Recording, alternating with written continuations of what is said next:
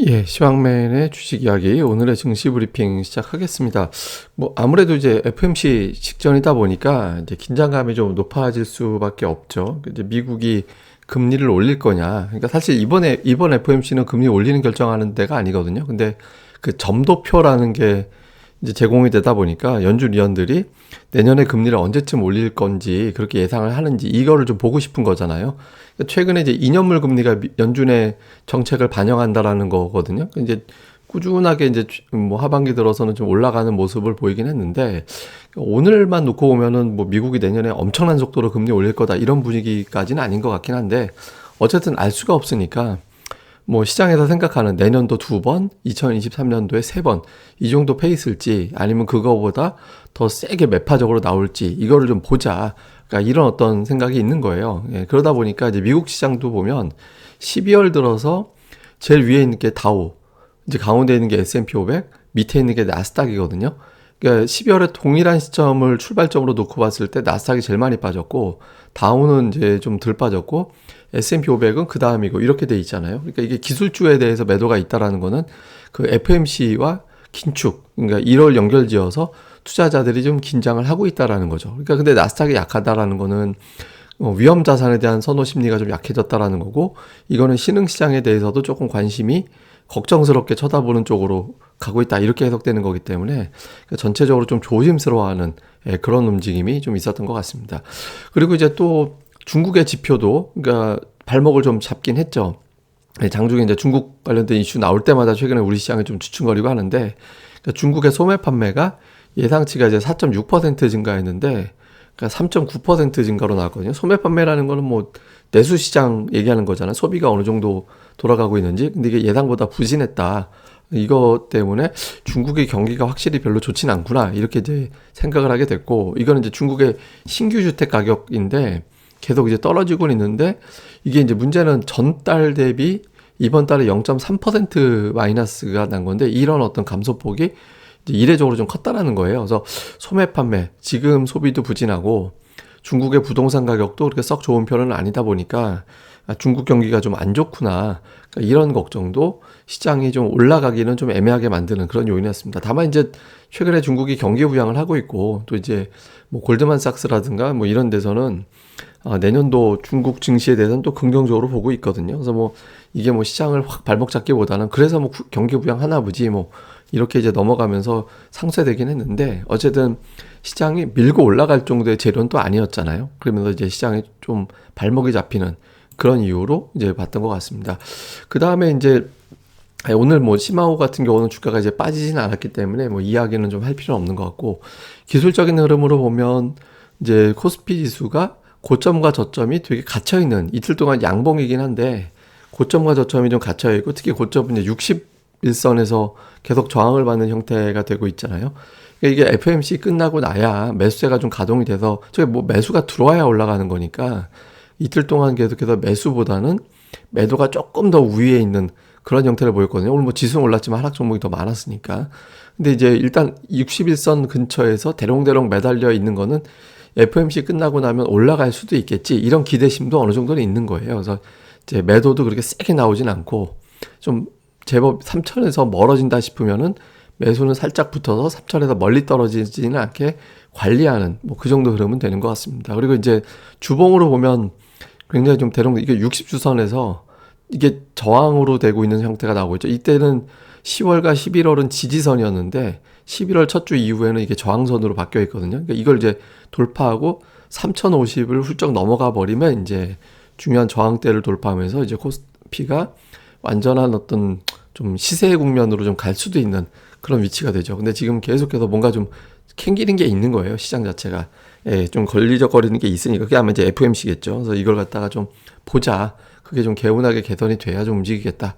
이게 이제 투자자들의 전체적인 심리인 것 같습니다. 그러니까 수급에서도 보면 뭐 적극적인 주도 주체는 별로 없었습니다. 그러니까 기관이 오늘 팔았고, 그다음에 이제 외국인 투자자들은 장중에 뭐 매도를 많이 줄였죠. 한 1,500억 가까이 이제 순매도 나갔다가 아침 한 10시 반? 뭐 그 정도까지 매도 피크였던 것 같고 그 이후에는 더 이상 매도가 늘지는 않았거든요. 오히려 이제 오후 들어서는 매도가 줄었기 때문에 오후만 놓고 보면 한 1,000억 정도 순매수 들어온 거예요. 그래서 이제 외국인들 매도가 매수 매도 비중도 거의 정상적으로 돌아왔고, 그래서 이제 외국인들은 좀 관망하는 정도인데, 이제 업종으로 보면 좀 다르긴 하죠. 그러니까 전기전자 쪽 매수했거든요. 오늘 삼성전자, SK 하이닉스 두 종목만 좀 제법 많이 샀잖아요. 전체 전기전자 순매수 금액보다 두 종목 매수한 금액이 더 컸거든요.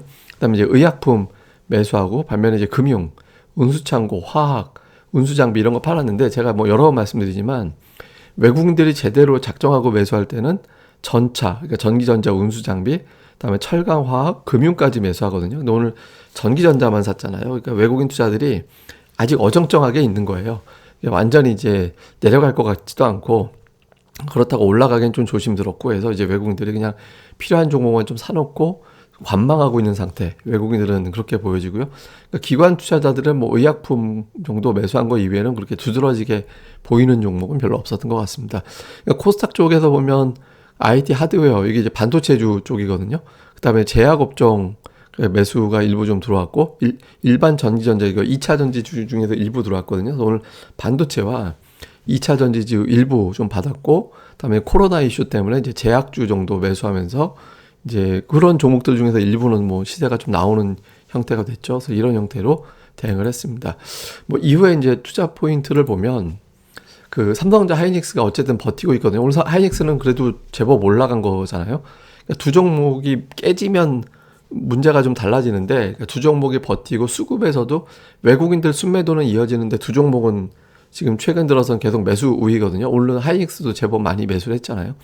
그러니까 이게 두 종목이 버티면 투자자들이 쉽게 3,000포인트에서 멀어진다라고 판단을 안 합니다. 그러니까 매물을 좀 줄여주는 그런 역할을 하고, 그리고 이게 버티면 아, 시장 괜찮은가 보다라고 해서 다른 대형주 쪽으로도 매수가 들어오는 흐름이 될 수 있거든요. 그래서 이게 이제 되는지 요게 좀 확인이 필요하고, 그 다음에 이제 3일 이상 못 오르는 대장주들, 이게 예를 들어서 게임이나 2차 전지주들 보면 11월 한 10일경? 그때 이후부터는 이틀은 올라도 3일은 못 올라요. 예, 이게 이제 제가 역으로 진짜 센 종목은 3일 이상 조정 안 나온다라고 말씀드리잖아요. 그러니까 이틀 조정 나오면 3일째는 매수 들어와서 받치는 게 되게 센 종목들이거든요. 반대로 3일 이상 못 올라가는 거는 대장주로서의 역할은 잘 못하는 종목들이라고 봐야 되거든요. 그러니까 이게 어느 업종에서 3일 이상 올라가는 종목군들이 나오느냐. 그러니까 반도체, 바이오, 2차 전지, 게임 뭐 이런 류의 종목군들 쭉 있잖아요.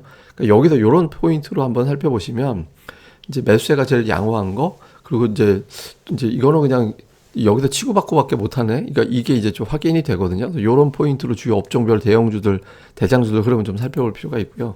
그 다음에 이제 내일 FOMC 결과를 보고 나서 시장은 어떻게 될지는 내일 봐야겠죠. 근데 어쨌든 첫 번째로 올라가는 업종과 종목군들이 뭐가 되느냐. 이거 그냥 불확실성 다 제거가 되고, 아유, 이때까지 참았다, 난 이제부터 올릴 거야. 그러니까 이렇게 움직이는, 이제 움직임이 나오는 종목군들이 좀 세게 갈 수도 있거든요. 그래서 FOMC 이후에 첫 상승하는 종목군들이 뭐가 되는지 요거 볼 필요가 있고요. 그 다음에 이제 FOMC 이후에 이제 외국인들이 과연 어느 베팅을 할 거냐. 올라가는 쪽으로 이제 들어와서 이제 붙여줄 거냐. 그러니까 지금 거의 중립에 가까운 움직임이 나오고 있잖아요. 그러니까 좋은 쪽으로는 중국이 경기 부양한다라는 거, 그다음에 FOMC가 이제 긴축이라는 부담을 주지만 한편으로는 당장 금리 인상할 것도 아닌데, 그러니까 너무 앞서서 반영된 측면도 있거든요. 그래서 근데 어느 쪽에 베팅을 할 거냐. 그래서 외국인들이 긍정적으로 반응하려면 아까 제가 말씀드렸던 업종들 있잖아요. 전차, 철강, 화학, 금융 중에서 최소 3, 4개 이상 매수하면서 끌어올리는 움직임이 나오는지 여부, 아니면 반대로 이제 그런 종목들을 매도하면서 좀 긴축 사이클에 대한 어떤 부담을 갖는지 여부, 요게 되게 중요합니다. 그러니까 그 첫 번째 올라가는 업종과 그러니까 외국인들이 어떤 업종 쪽에 이제 대응을 하는지 요거를 좀 주목해 볼 필요가 있습니다. 다음에 이제 시장을 보면 제가 올해 투자자들, 그러니까 오늘이 이제 올해인데 이제 투자들의 기록을 좀 제가 설명드리려고 하거든요.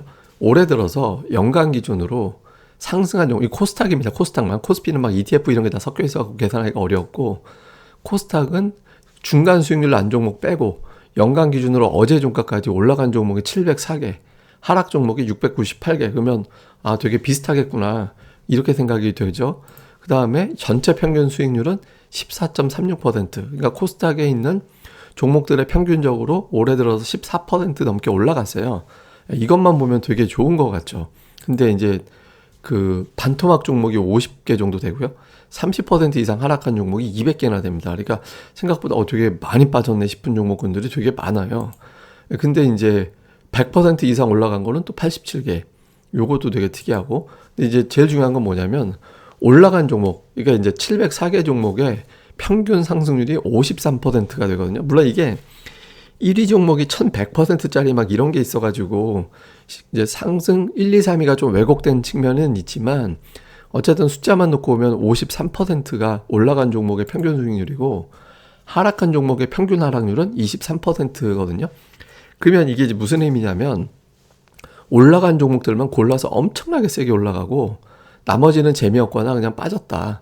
그러니까 어중간했다라는 거예요. 그러니까 이게 시장이 굉장히 양극화되어 있는 그런 장이다라는 거죠. 그러니까 일부 투자자들, 그러니까 전체적으로 볼 때 제가 보기에는 한 20% 그 정도 투자들을 올해 증시 나는 괜찮았어 이렇게 얘기할 수 있는 거고 나머지는 이제 되게 어려웠다 또는 별로 재미없었어 이렇게 얘기할 가능성이 높은데 제가 보기에는 이거는 내년에도 그럴 것 같아요. 그러니까 작년도 이제 하반기 같은 장이 시작되기에는 현실적으로 지금 증시 주변에 자금이 없기 때문에 작년도 같이 일방적으로 모든 종목이 와하고 올라가기에는 되게 어려움이 있거든요. 그러니까 현실적으로는 가는 종목들만 골라서 가는 장이기 때문에 그러니까 내 거를 그냥 일방적으로 기다린다라기보다는 좀 시장에서 움직이는 종목들을 잘 추적해 보시는 게 좋지 않을까. 그러니까 다행히 이제 이번 달 들어서 특징이 뭐냐면 미국하고는 좀 반대입니다. 그러니까 보면 대형주가 제일 아래가 있고 중소형 지수는 오히려 대형주보다는 더 좋고요. 다음에 코스피, 코스닥 중소형 업종 지수 같은 경우는 올해 들어서 상승률로 한쪽은 뭐 세 번째, 또 한쪽은 올해 들어서 가장 큰 폭으로 월간 올라가는 그런 모습들이 있거든요. 그래서 이런 것들을 감안해 보면 여러분들 좀 종목을 잘 골라 담으면 연말부터 좀 기회가 되지 않을까. 그러니까 이런 기대도 하고 있습니다. 그 다음에 이거 번외로 이게 이제 미국의 오늘 블룸버그에 나온 보도인데 어떤 사람이 FMC 앞두고 미국 지수가 올라간다라는 쪽으로 6,500만 달러를 옵션에 베팅을 했다라는 거예요. 저는 이게 뭐 이 사람이 맞는다 틀린다 이건 잘 모르겠고 이 결과가 어떻게 될지 되게 궁금하거든요. 예, 그래서 올라가는 쪽으로 저렇게 뭐 대단한 어떤 베팅을 좀 했는데 이게 이제 어떤 결과가 나올지 FMC 회의 끝나니까 이 사람이 뭔가 성견지명이 있는 건지 아니면 한 사람이 돈 망하는 걸 볼 건지 망하진 않겠죠. 뭐 저 정도 한 걸 가지고 저 사람 입장에서는. 근데 어쨌든 요거 한번 내일장에서 어떻게 되는지 이 사람 결과도 한번 보도록 하겠습니다. 예, 그럼 또 하루 잘 보내시고요. 저는 또 다음에 뵙겠습니다. 그리고 구독하기와 좋아요 많이 부탁드립니다. 감사합니다.